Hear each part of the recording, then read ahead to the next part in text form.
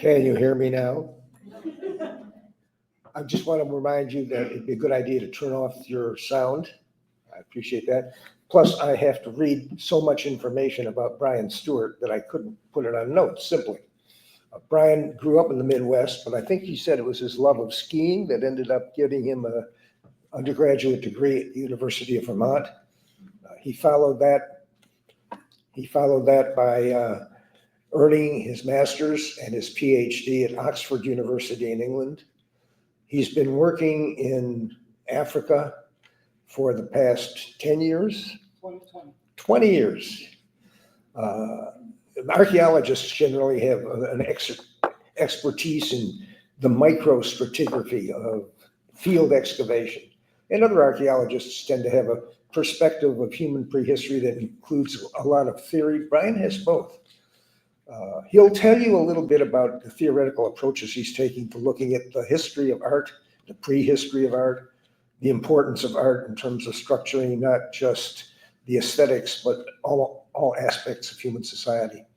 Last night at dinner, I learned how much detail he's capable of managing when he and his wife, Julia, who's also an archaeologist, described how they're able to coordinate 4 sets of in-laws and 2 sets of children and 2 different field excavations in 2 different continents all at the same time. Not to mention the whiskey drinking dog. I think you'll find Brian Stewart both an interesting speaker in terms of those details and an exciting lecturer to talk about the overall approach to art that he's taken. Brian is, as I am an alumni of the University of Michigan Museum of Anthropological Archaeology, Brian is a professor there, and I'm sure you'll enjoy his talk. Brian, welcome to Kalamazoo.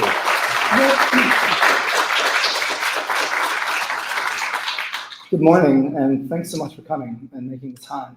I wanted to follow up that really extremely nice introduction by saying I'm something of a charlatan as it regards rock art, because like I said the other night at the lovely cocktail party that David threw for us, I'm really a dirt archaeologist, as we say, right? I'm an archaeologist of the excavation of the trench.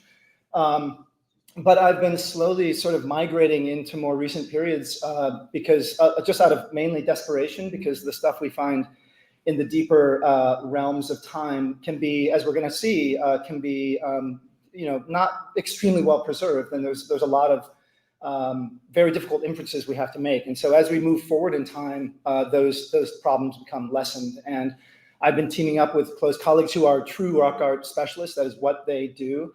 And we've been trying to marry these 2 records. And now with new dating techniques, very robust techniques I'll talk a little bit about, we're in Southern Africa, we're able to finally use this incredible painted rock art archive that has it's such a rich trove of worldview and cosmology and belief. And we're able to tie that into a chronologically, climatically, contextualized archaeological record and actually look at this as a temporal, holistic record, right? And build the spiritual and the ideational into the more mundane, dietary, migratory, ecological type of questions that we often deal with as hunter-gatherer specialists. I hope I'm making some kind of weird sense. Art, it's such a great occasion to be, giving this talk at an Institute of Art. As humans, we love art, right? We're infatuated with art, whether visual or literary fine arts or performance-based arts like music, film, theater, and dance. As a species, we're drawn to art like moths to a flame because it elicits the most remarkable emotional responses in us. It elicits humor, joy, nostalgia, sorrow, tenderness, fear, excitement. It detaches us from the everyday through imagery and narrative, but it also heightens and reinforces our lived experiences. So it has this kind of dual effect. So today I'm going to talk a little bit about the origins of graphic art traditions. I think performance-based arts precede that. Singing, dancing are earlier forms of expression.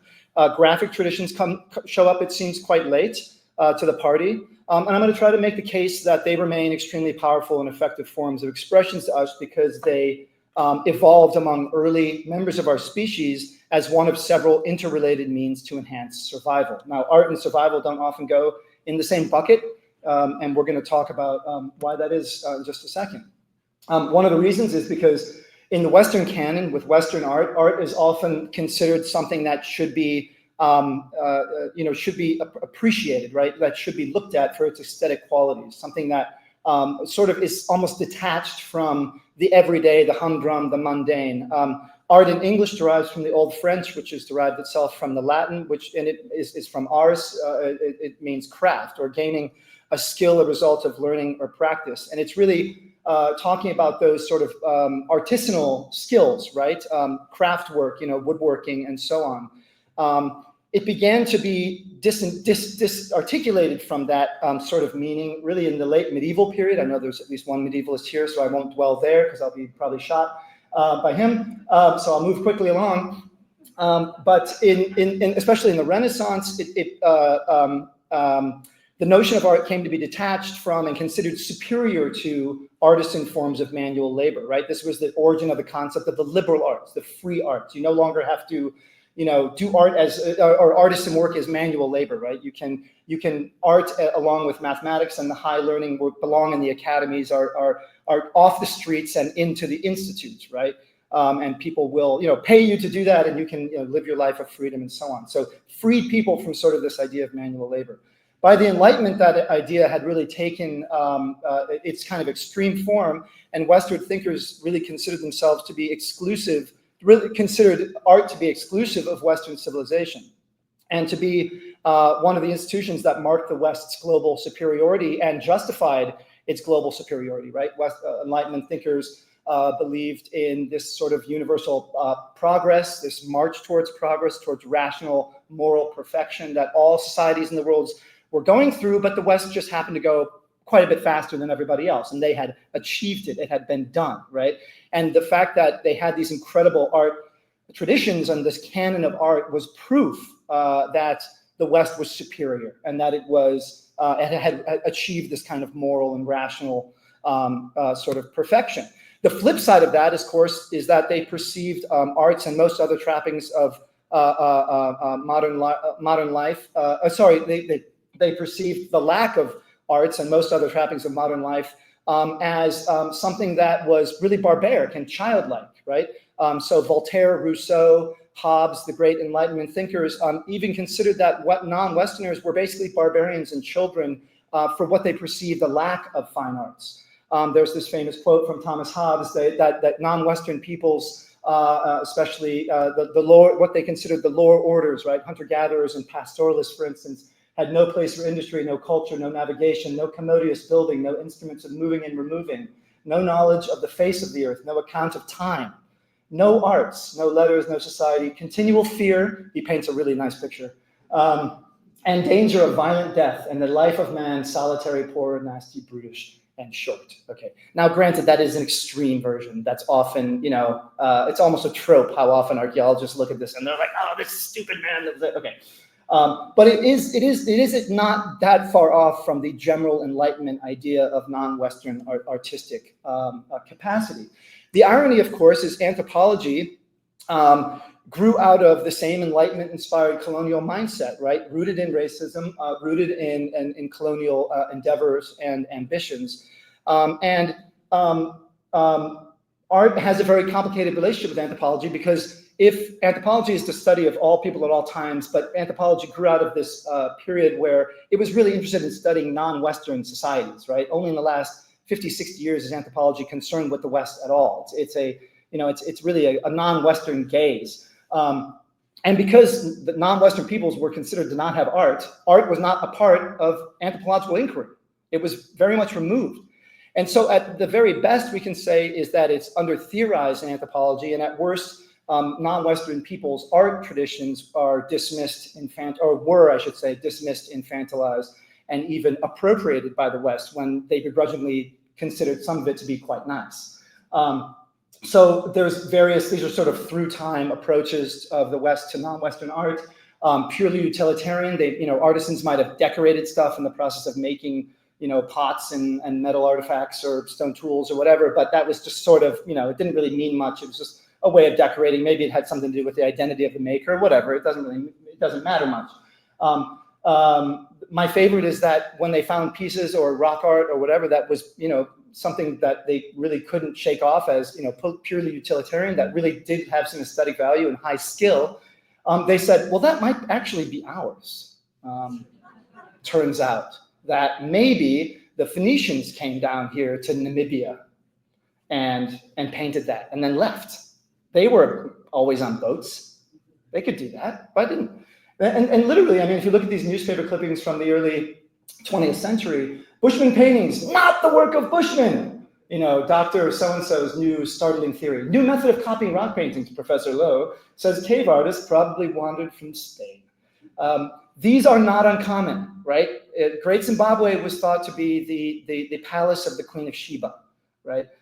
It's over and over and over again. In this country, mound builders, right? Those could not have been Native Americans. So this is something that infectious in the colonial mindset and exposes the deep racial bias of Europeans. Art for art's sake, aesthetic. They just, this is basically, once Westerners agreed that this art maybe was actually indigenous art, and maybe not theirs and not painted by Phoenicians, they started to impose the Western idea upon it, right? Oh, they must have aesthetic sense a bit like us. So it's just art, it's to be appreciated. It's beautiful. They like it. It's beautiful. It's art for art's sake. Or maybe it's simplistic. It's narratives of daily life. It's diarizing. They're diarizing their daily life. Or maybe it's a projection of things that they desire, that they value, right? Maybe it has to do with like a menu of food items, in this kind of proto, almost hunting magic type of series of ideas. Finally, over the last 50 years, it's come, ancient art and rock art included, maybe especially, has come to be understood that as something that is reflecting deep religious belief for these societies. Not all art, obviously, they have grades of art, but especially with hunter-gatherers and with rock art traditions, with visual art traditions, these are religious depictions, deeply religious depictions. And so lavishly painted rock art sites, for instance, whether it's Lascaux or a cave in the Maluti-Drakensberg Mountains in South Africa, where I work in Lesotho, are less kind of street graffiti to be ignored or whitewashed, which is being depicted in this amazing painting, Street Mural by Banksy. This was pointed out to me yesterday by my friend Josh Pokempner, who's here. So less to be the street graffiti to be ignored or whitewashed, and something more akin to the Sistine Chapel. Okay, we would not sort of blithely whitewash the Sistine Chapel, would we? It's also, I should also note that a lot of these insights that allowed us to understand that rock art is deeply religious, not, all over the world, including the rock art of Europe, come from Southern Africa. That's research done by ethnographers and rock art specialists in Southern Africa, beginning in the 1970s. And so, of course, the irony is that non-Western art has become the cornerstone of understanding Europe's earliest art, which is kind of hilarious when you think about the colonial legacy and a racist legacy of art understanding and theorizing in anthropology. Right? Now, some of this European bias has an honest face. It's some of it is rooted not purely in racism, but actually in misconceptions of science, and kind of understandably so. For a long period of time, throughout much of the 30s, 40s, 50s, as Paleolithic anthropology was sort of professionalizing, people were looking in kind of a straightforward face value way at the stratigraphic profiles of cave sites and other places where archaeological stratigraphy exists in Europe, and they saw that they couldn't date it at that time, a lot of it, but that in the lower levels you had Neanderthal remains and Neanderthal archaeology, and in the upper levels you had Homo sapiens, and they thought for a long time that Homo sapiens evolved from Neanderthals. That was the canon for a very long time. That was the paradigm, was that we evolved from Neanderthals, and now, of course, we know that is incorrect. We interbred with Neanderthals. All non-Africans, anybody with non-African blood in this room has Neanderthal DNA, between 4 and 6% within us. So we interbred with Neanderthals, but we know now that we are a purely African species, except for some limited introgression, right? We evolved between 300 and 200,000 years ago in Africa. There's a big debate over where that occurred in Africa, whether it was a multi-regional situation or any particular region, whether that region was big or small, Southern Africa, East Africa, West Africa, Central, all up in the air. But we know from the mitochondrial female inherited DNA, from the non-recombining Y male chromosome DNA, from nuclear DNA, all of these are in tandem and saying the same thing. And all of them are saying that the earliest lineages, the most diverged, the most convoluted basal lineages of any of these pieces of the genetic code are African, right? That means that the oldest groups that are still living today are in Africa. And we spread out of Africa in several waves, beginning about 170 or 180,000 years ago, maybe 200,000 years ago. Those were quite limited in distance until about 80,000 years ago, when we had a large movement out of Africa, and the earliest genetic lineages seem to have followed. I know that this seems weird, like everything's flipped on its head here, and it's crazy. Blame National Geographic for this map, even though it looks quite cool, doesn't it?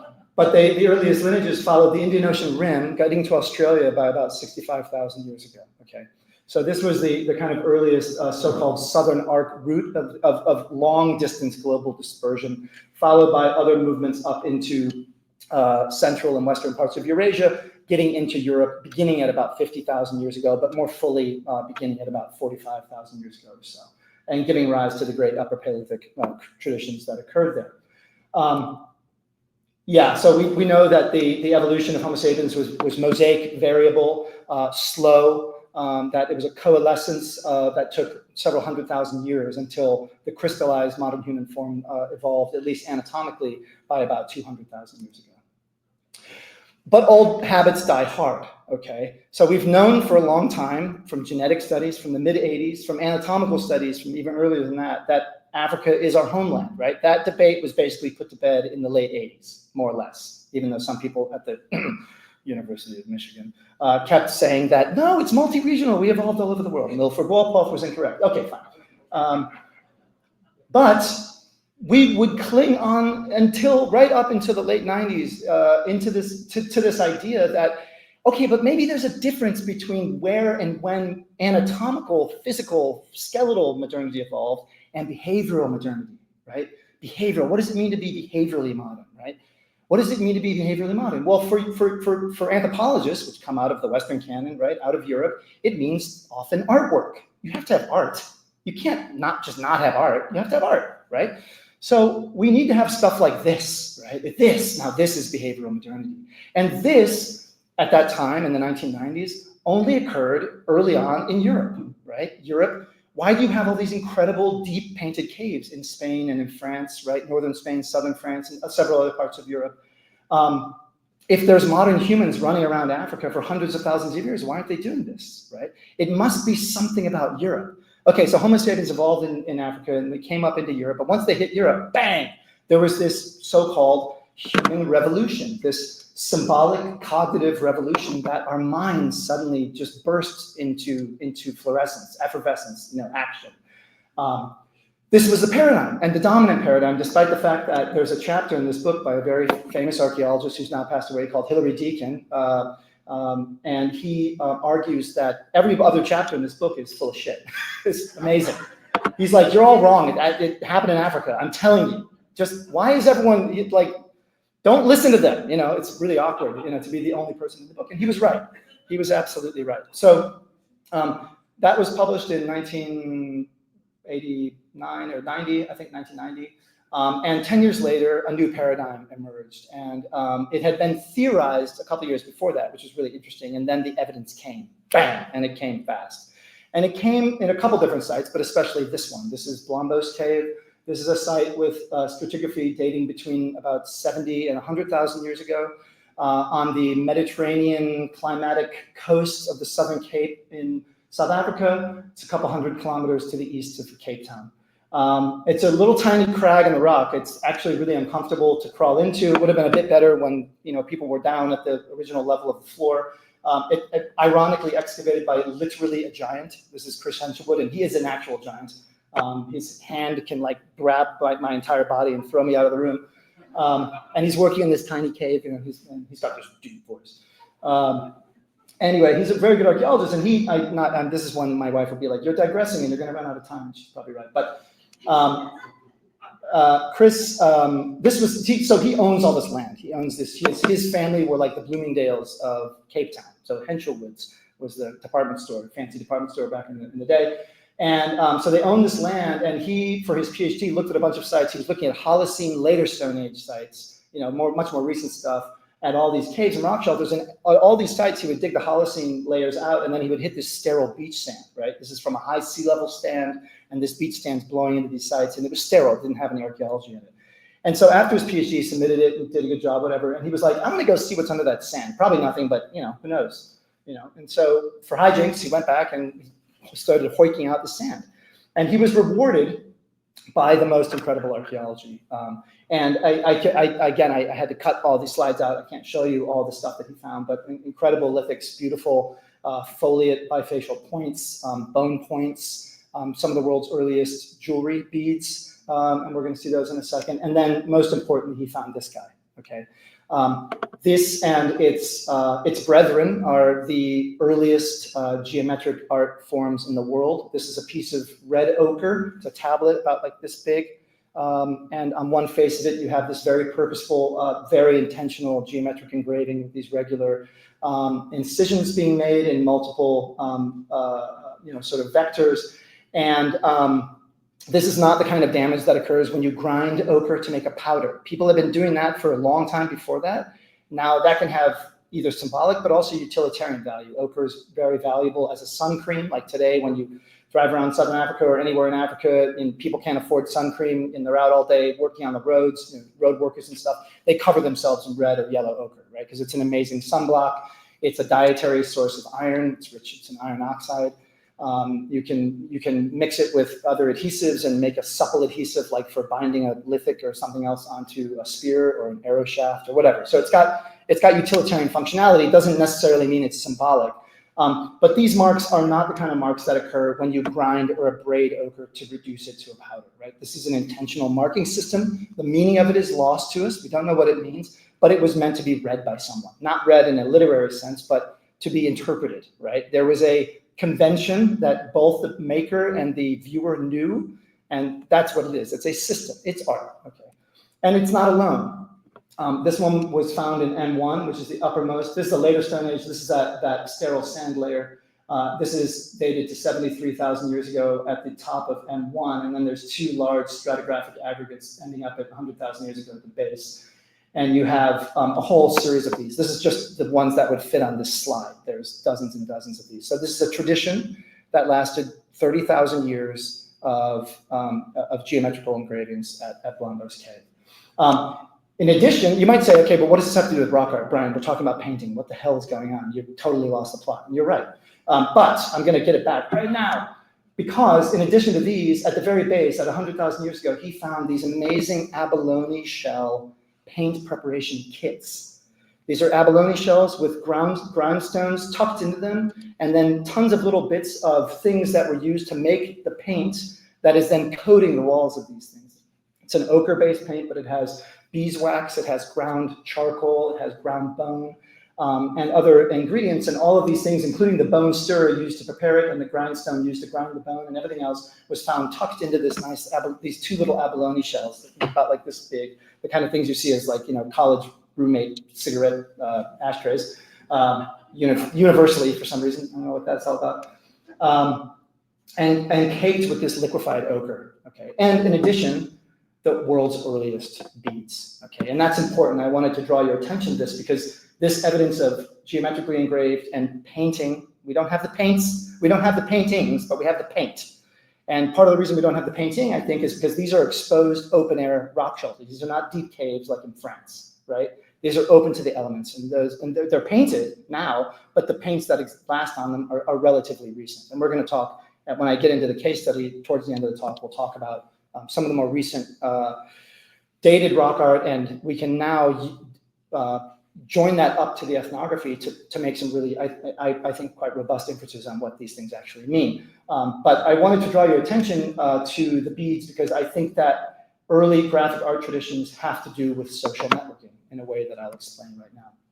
Okay, so what about paint? When does painting occur, Brian, and what's the deal with painting?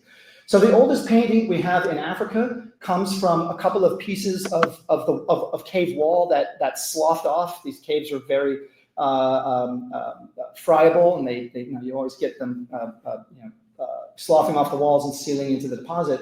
And this is a feline figure with human legs, a therianthrope, half human, half animal figure, dated to 27,000 years ago from a site called Apollo 11 Cave in Namibia, not far from another area of southern Africa where I work, in southern Namibia. And the animal, the half animal, half human, or naturalistic animal imagery appears to be a recurrent theme in the earliest rock art traditions. And I think that there's a very good reason for that, and I'll get into that in a minute. And that includes at the Great Upper Paleolithic Caves. This is the one I was talking about last night briefly. This is one of the panels at the entrance to Chauvet Cave, this relatively recently discovered cave in southern France, which is like a time capsule from about 35,000 years ago, Ordination Cave that people found in the 1990s, and it had, the last person was in there 35,000 years ago. The footprints are still there from all age groups running around that place 35,000 years ago. The oil lamps they used to paint by are there, right? It's just nuts. And you can't go in, unfortunately. I can't go in, nobody can go. But there's a cool movie called Cave of, oh God, what's it called? Yeah, no, it's Cave of Forgotten Dreams. Yeah, I don't know if you've seen it, the Werner Herzog film. It's fantastic. Anyway, but of course, it's narrated by Werner Herzog, so it's going to be good. But again, this cave is full of animal imagery, naturalistic animal imagery of all sorts. The earliest portable art in Europe, this is the famous Lion Man of Stadel Cave in southern Germany, not far from Tübingen, 40,000 years old, lion head, animal, human body standing upright. I put this on here. This is one of like hundreds and hundreds of these little ivory statuettes. This is obviously a lion, either a snow leopard or some other feline. But I just want you to note the geometric engraving in its side, very similar to Blumbo's, and those are very common on portable art, okay? And I think and we're gonna talk about it, it has to do with the essence of the animal. It has to do with interacting with engaging with the animal, or the spirit that the animal embodies and represents, or the spirit that controls the animal. We'll talk about it in a minute. Now, Europe no longer has the earliest art in the world. The earliest art in the world is found in Southeast Asia. This is just some other examples of very early art. This is not the earliest, but I'm going to go kind of in chronological order here. This is, I just wanted to emphasize what the earliest art traditions we have around the world look like to you. Just do a little tour, because David was like, show some nice rock art. I was like, okay, fine, show some nice rock art. So this is one of many dated painting traditions in this is Northwest Australia, the Kimberley area.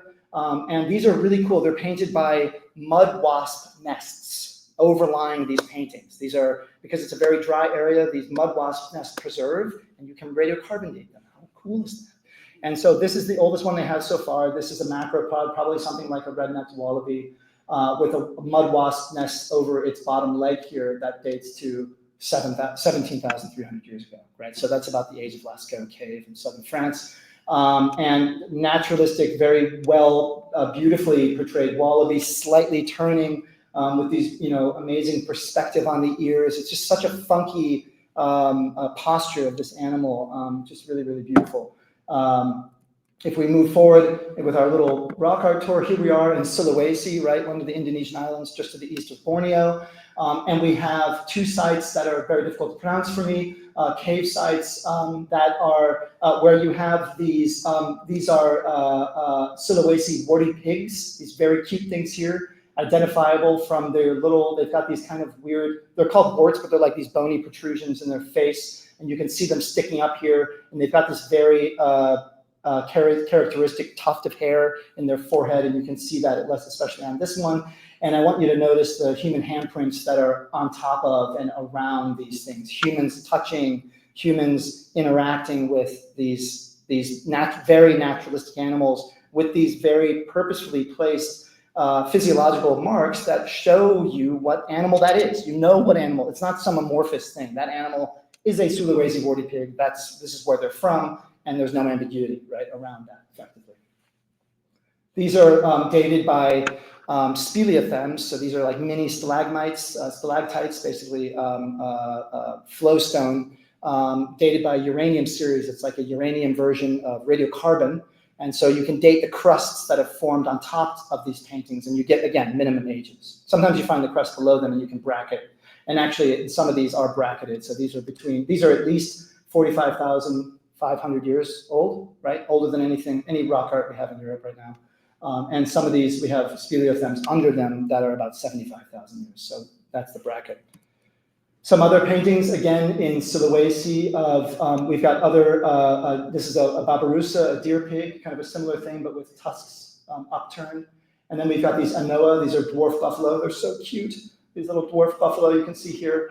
And this is actually really cool because this dwarf buffalo has a whole bunch of half human, half animal figures in front of it, touching it, holding out lines to it, spears. And this has been interpreted. I didn't put the articles up here because I didn't want to embarrass the authors, because this work is bloody good. It is really good. But when it comes to interpretation, I think there's something amiss, because they're like, oh, look, it's narrative. It's a narrative scene of daily life. Does that sound familiar?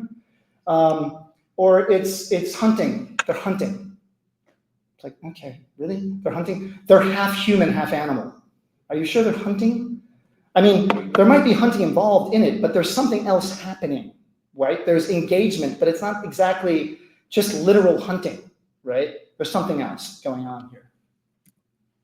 The final one, this is another warty pig, and again, you've got three half human, half animal, right? Human-bodied, antelope-headed human figures just doing stuff with this pig, right? Things. It's just they're engaged in activities with this naturalistic pig figure that's been dated to over 51,000 years ago. This is the oldest rock art we have, painted rock art we have in the world right now, in Indonesia, right? Can't get much further away from Europe, so it's really amazing. And for my money, just to say, and I don't know this is deep speculation, but I think once we start applying, if we find sites where we can apply these kind of techniques to the Southern African record, I think we're gonna double this time frame. I really do. I think we're going to go right back to around 100,000. I'd be shocked. We've got the paint kits at Blombos, right? Okay, so it's pretty tantalizing. So that brings me to how do we interpret the earliest art? And this brings me to a phenomenon known as the new animisms paradigm. Okay, this is a much better theorized and more serious version of the idea of animism, which was an idea of Tyler, kind of a founding member of the New Evolutionists back in the late 19th century, when social evolutionary ideas were pervasive in anthropology. And Tyler believed that animism was at the base of all religions, this idea that rocks and forests and trees and animals and plants all have souls, and that this is something that all religions sort of are founded on and that are based on. He's more or less kind of correct, but now we've done mature 20th and 21st century ethnography on these societies, and we have a much better idea about what animistic worldviews, it's not a religion, it's a group of religions or worldviews or cosmologies, and they do have a lot of things in common. One of them, there's a lot, and I'm going to talk about them, but one of the most important things is they do not differentiate between the sacred and the profane. There is no, you go to church and you have a religious ceremony and then you go to work and you go about your daily life, right? It's much more like really early medieval Europe, right? Where the two things are they're just there. God's everywhere. It's all around, all the time. Everything you do is shot through by religion. It's all ritualistic, everything. There is no difference. And just because I'm going to run out of time if I don't hurry up, but for rock art, the implication is when you paint an animal, for instance, there is no difference between the animal that you've painted and the animal. They're the same thing. The entities are identical. And a good example of this in the case study I'm going to get to is when we talk about eland antelope, the largest African antelope, which came to be the most prominent animal painted in Lesotho, in the mountains that I work in Southern Africa. That animal was obviously favored in terms of a hunted animal. They love eating that animal. It's got the most fat of any African antelope. It's very, very good. It's supernaturally charged as well. That animal in the mountains of Southern Africa is considered rain. It's the rain. It is the rain. There's no difference between it and the rain. When you paint that animal, and some of the pigment you use in the paint has the blood of the animal in it also. When you paint that animal you've painted, that is the rain, but it's also the antelope, right? and the antelope is that. And the things are not separable. They literally don't. And it's not like, oh, it's a belief that they believe. No. They do not separate it. That's the new animisms urges anthropologists to take the worldview seriously, that it's not like they're fooling themselves, right? It's a Western play of mind to think that. That is literally how they perceive the world, okay? And that's very important. So animistic worldviews, souls are everywhere. Everything has souls, but the bodies that hold the souls are different, okay? The implications of that are that things like plants and animals and so on have agency, not just humans, they have agency. If they want things to happen, those things can happen, right? A group of antelope will be talking amongst themselves. You can't understand them, you can't understand their language, but they're talking just like you're talking. They're just chatting. Because the point is that they're not humans, but they're non-human persons. They're persons. They're just not human persons, okay? And therefore you can have, just like you can have kinship with your mom and your dad and your friends and your uncle and cousin, whatever, you can have kin with animals because they're persons. So it opens up kinship networks to non-human persons as well, and animistic. So animistic ontologies, animistic ways of viewing the world often have these distributed kinship networks. As with humans, non-human kin negotiations, just like you have to maintain relationships with your mother-in-law, for instance, they have to be negotiated, they have to be maintained. That's one of the most important things we can do. This is done in animistic society by ritual specialists or shamans who go into the spirit world, usually falling into trance, variety of methods to do that. And they interact with these other souls, humans, animals, gods, monsters, other supernatural beings, and so on. So the question is, when and why did this evolve? And Tyler was right. There's phylogenetic analyses now where they're using linguistics and tying that onto ancestries of hunter-gatherer groups. This is a really cool study done by Harvey Peoples. This is a group of 35 or 40 hunter-gatherer groups looking at how these religions relate to each other in a phylogenetic sense. And animism is 100%. It is just pervasive. It's every hunter-gatherer group has some kind of animistic ideology, okay? Not everyone has shamanism, which is kind of interesting. Some are animistic, but not shamanistic. Australian Aboriginals, for instance. So there's other methods of being animistic, but all of them are animistic. The implication of this is that animistic worldviews are at the root of human religiosity, that they evolved earliest, that they are at the beginning, right? So obvious implications for how we understand the rock art record. It's important to also note that religion is extremely deeply social, right? Religion itself is a social adaptive mechanism. This is because humans live in very large groups. Modern humans have the largest group size in terms of the average number of people that we maintain relationships of any other primate, right? There's a very direct relationship. In fact, it's about as strong a linear correlation as you can get between neocortex size, like higher brain function, and the size of groups, right? Primates line up. The larger the size of group, the larger the brain. Simple as that, okay? And that's because it's hard to maintain all these damn relationships. We all know it is. I don't have to just think what she thinks. I have to think what she thinks about her and what she thinks about him and what he back thinks about me. These orders of intentionality, right, are really, really important. And there's been a lot of really interesting work to suggest that religion is a great way to just chill people out, to bond. It's a bonding experience. It's something that creates cohesion, cohesiveness, and well-being. And they've done lots of experiments, doesn't matter the religious group, between pre and post-ritual physiology. A lot of this is work done by Robin Dunbar, very famous biological anthropologist at the University of Oxford.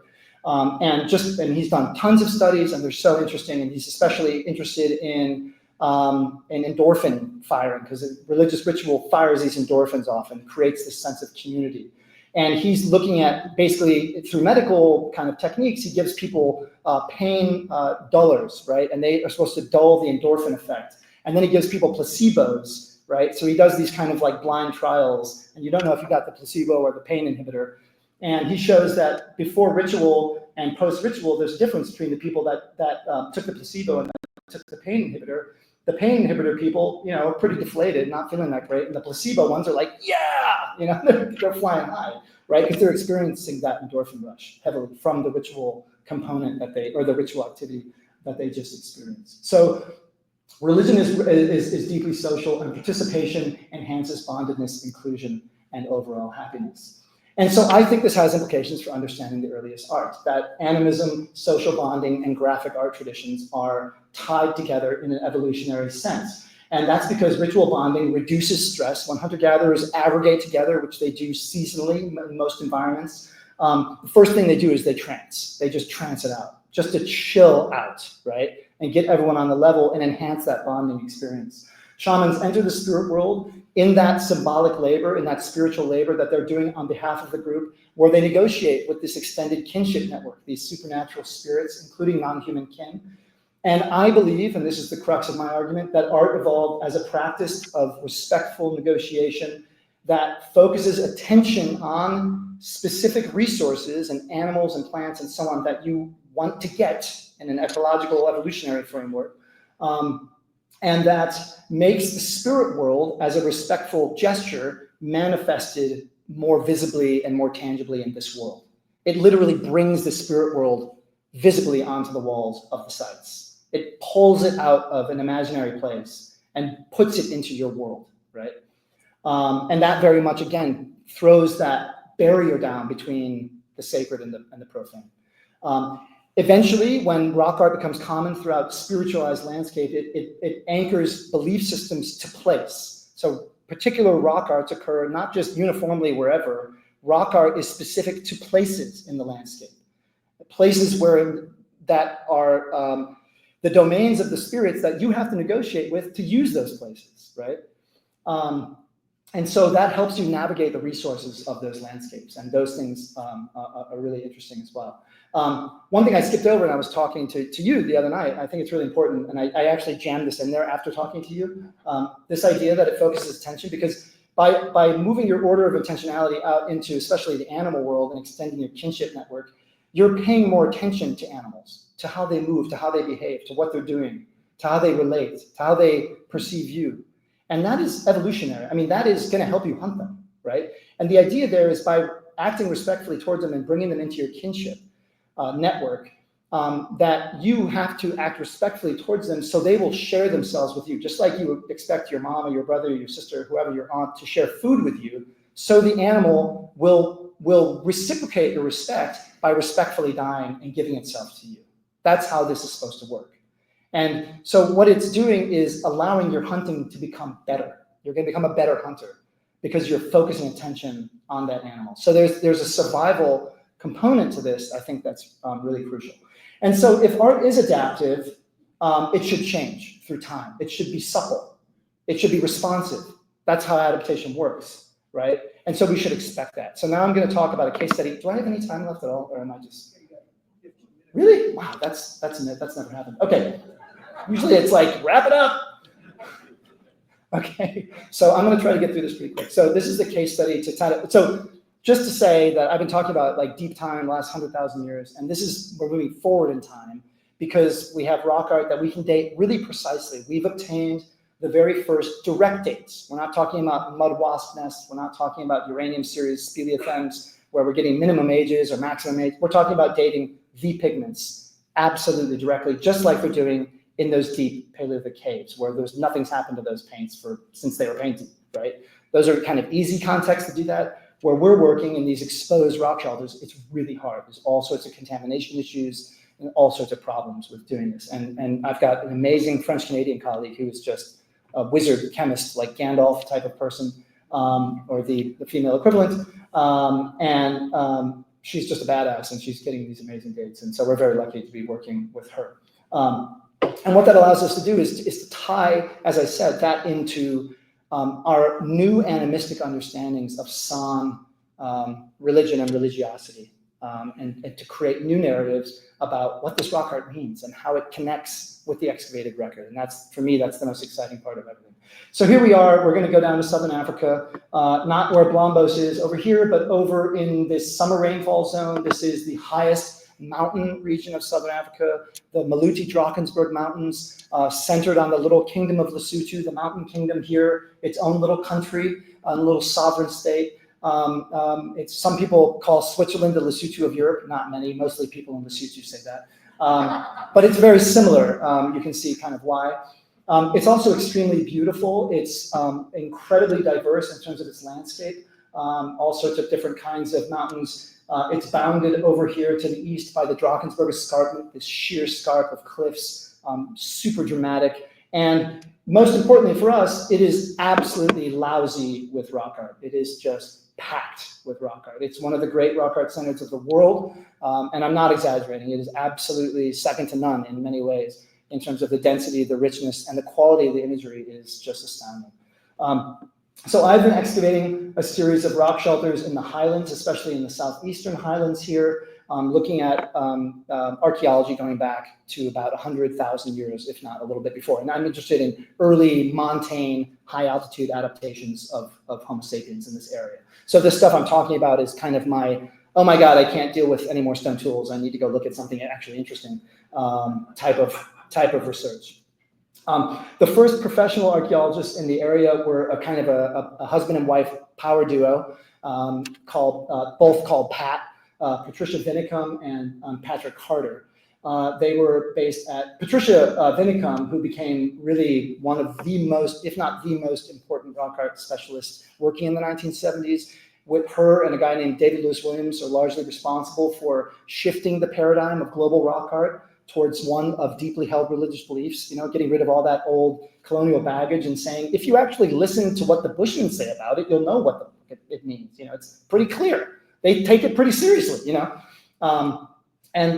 important thing, the important side note is that the people that when they started working there, those Bushmen up there, the mountain San, the people I'm going to be talking about were gone. They were eliminated through a process of genocide, like most other Bushmen in southernmost Africa throughout the 19th century, rounded up, murdered, etc.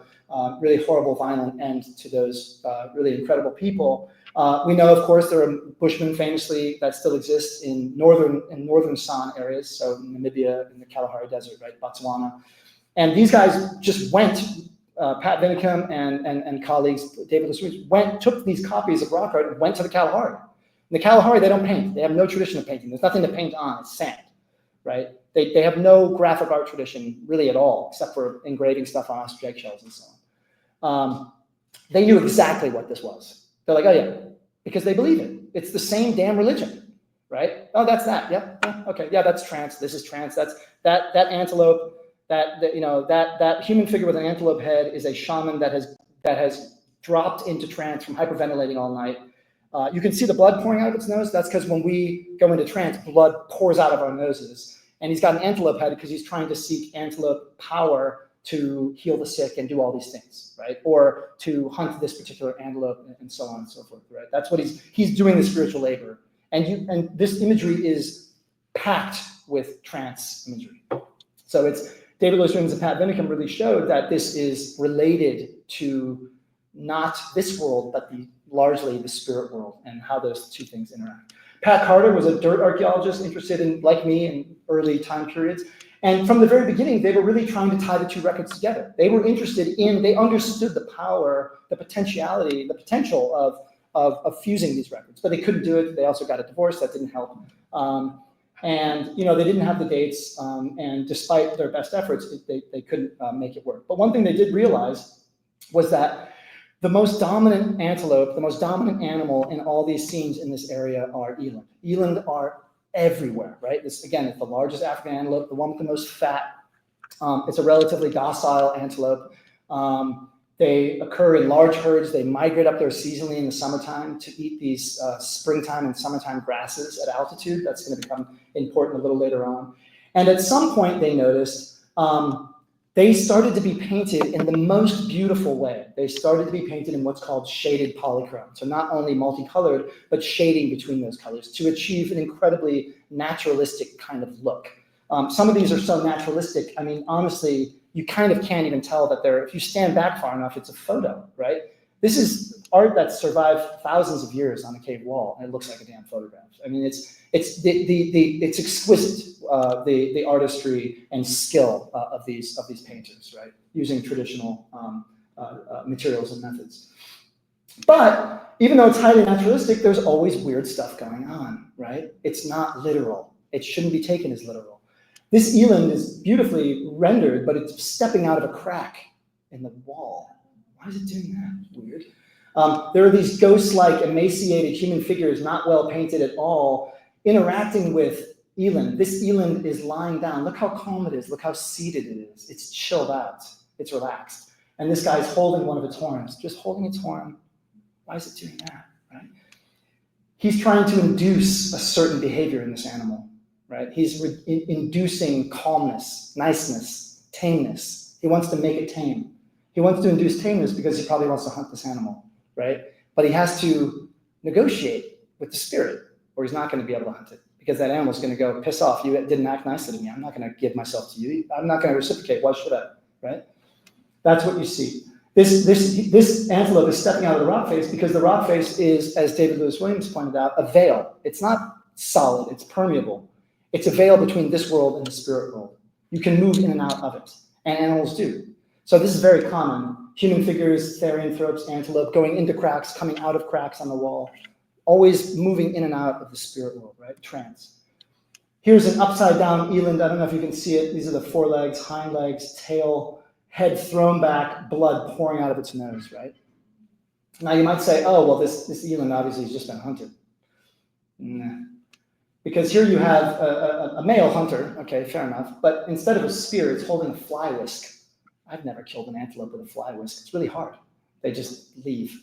Fly whisks are ritual paraphernalia. They only use them in trance dances, right?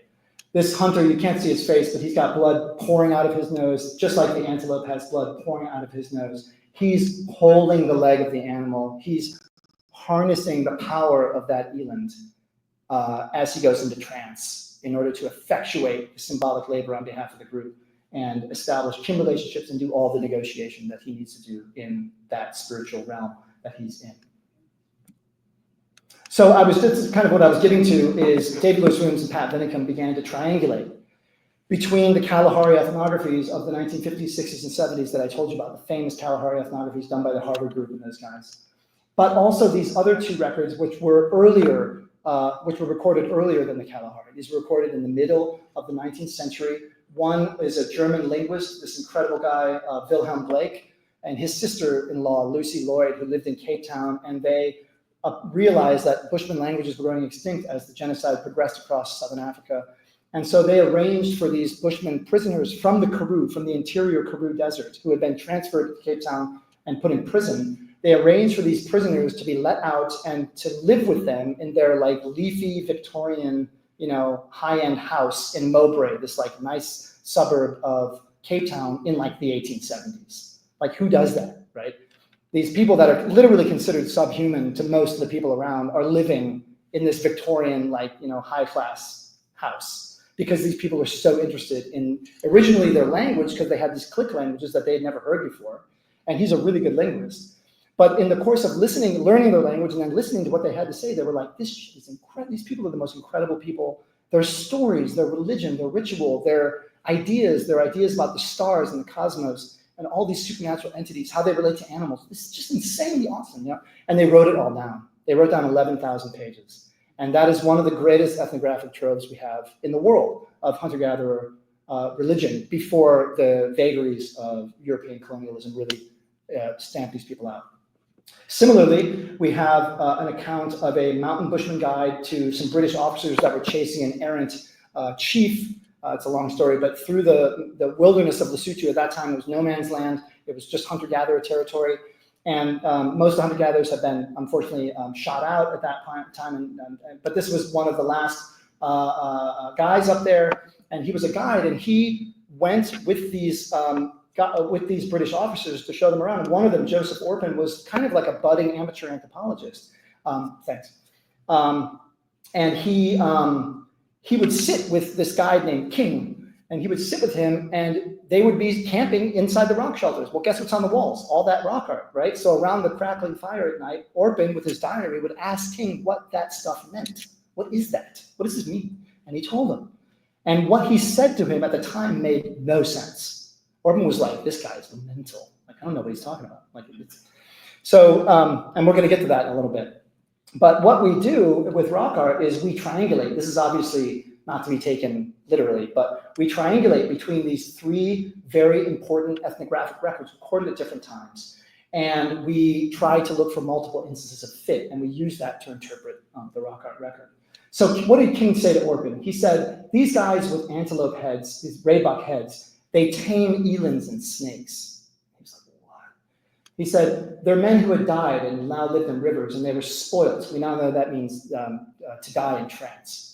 At the same time as the elands and by the dances of which you've seen in the paintings. So you can see there's something about dances and ritual, but he didn't really understand exactly what that all meant. A very common theme, and this is something that is, again, taming elands and snakes. Why elands and snakes? When he pointed at one of these antelopes that I'm going to show you in a minute, he said, what is that? He said, that's a snake. King said, that's a snake. He's like, it looks like an antelope. No, it's a snake. Okay. So one of the things that's very common in Maluti-Drakensberg rock art is that a lot of these antelopes, and especially eland, especially polychrome eland, these finely shaped painted eland, come to be associated with tons of underwater imagery. Snakes and tortoises and fish, they're always around these things, right? What is that? And we know, of course, that the Maluti-Drakensberg mountain San equated eland with the rain. The eland is the rain. They're the same thing.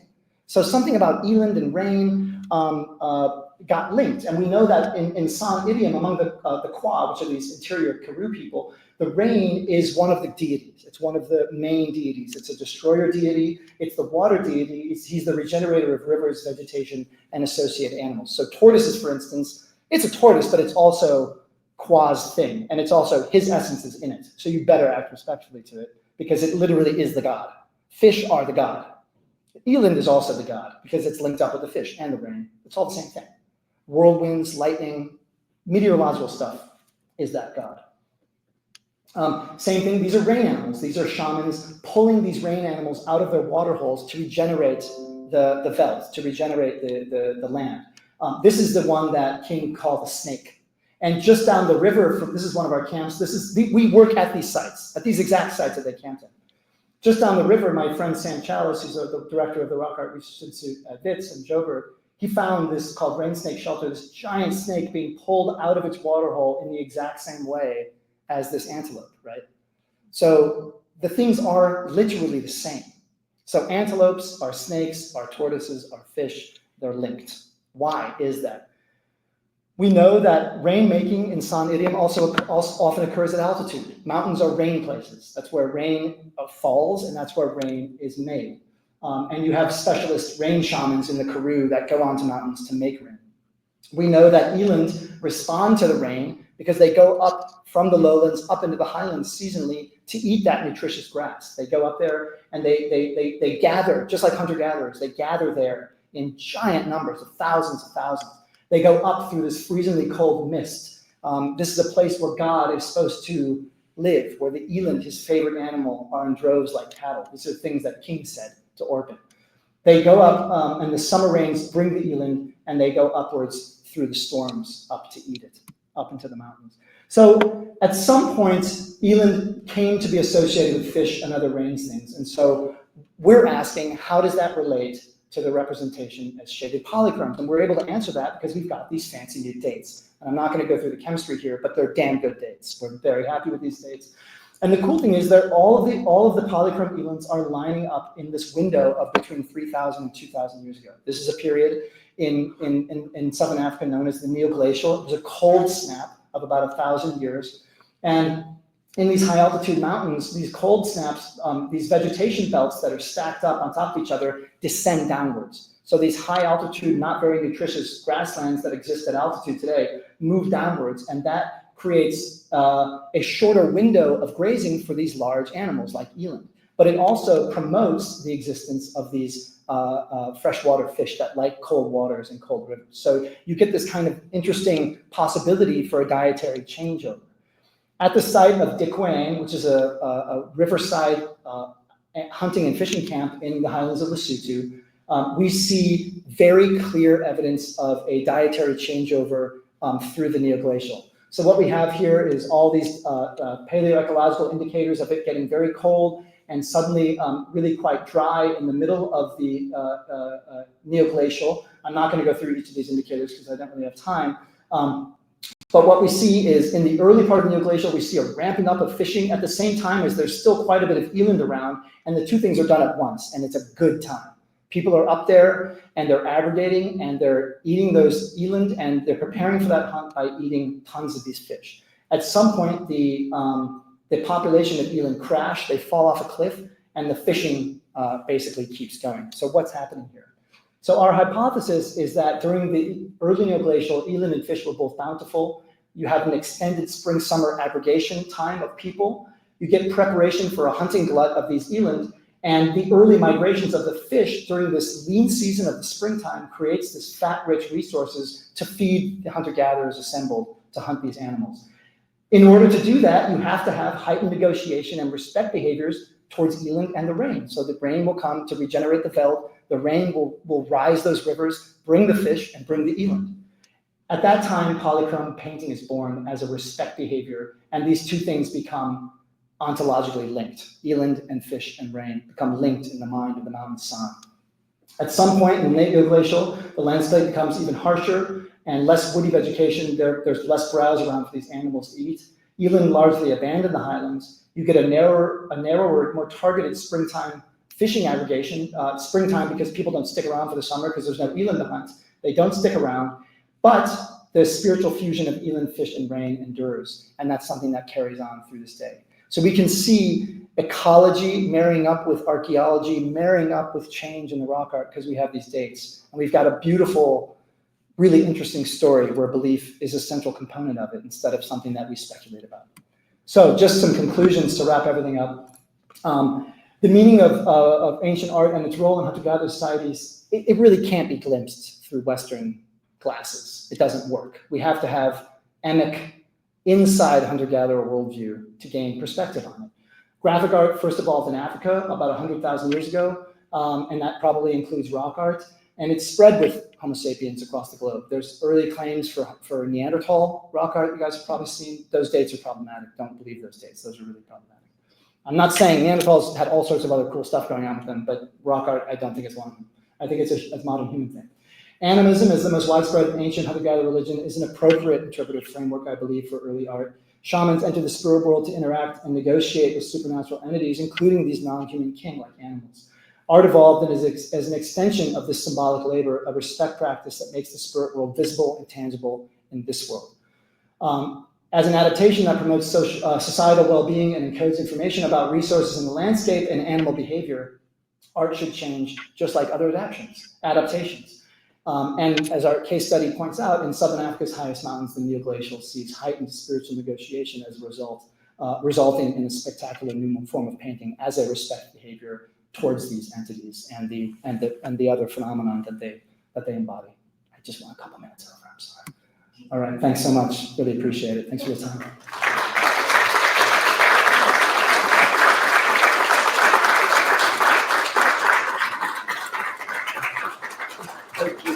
Yeah. Happy to take any questions if anybody has any. Yeah. Yeah. So based on your research and the triangulation that you're doing to discover things, you do prediction as well, like where you would be a good place to look. Yeah. I haven't, but my colleague Sam Chalice, who's up there somewhere, the fourth one down. Oh, he was asking, we do, because we do triangulation in terms of interpretation, he's wondering also if we can leverage some of that information to do prediction and try to find out, for instance, where we should find rock art on the landscape. So before I answer that, one thing that is true is there's new rock art found all the time, like all the time. It's basically every time people go out, it's like the whole valleys haven't even been looked at. It's unbelievable. And just like with the Paleolithic caves of France, as David pointed out, not so much Lascaux because there's a model now. You can't go into the real thing. Chauvet is blocked, but there's dozens. You guys can go and visit them. I know some people here have. They're amazing sites to go see. It's unbelievable. And I can give you a list of ones that are really worth visiting as well. But just like that, in Southern Africa, this rock art is everywhere, and you can go check it out, and it's amazing stuff. So to answer your question, yes, there's been some really interesting predictive modeling that's worked really well. Based on previous locations of where rock art's found and preservation conditions, things like distance to water, access to firewood, aspect, the kind of substrate that's being painted on, all taken into account, put into GIS models, and then yeah, you get these sort of predictive, almost like view sheds, or predictive areas that are brighter red for very high chance of finding something, and low and more orangey for less chance, and then you can go and ground truth those and try to find them. But then it works quite well. Yeah. So one of Sam's students did a whole PhD on predictive modeling of rock art locations in Southern Africa. I know other people have questions, but if you want to step outside and grab a cup of coffee, they can come right up to you and ask personally. Yeah, we can do that for sure. Yeah, can I carry this with me? Yes, you can. Thank you very much. Thank you, guys.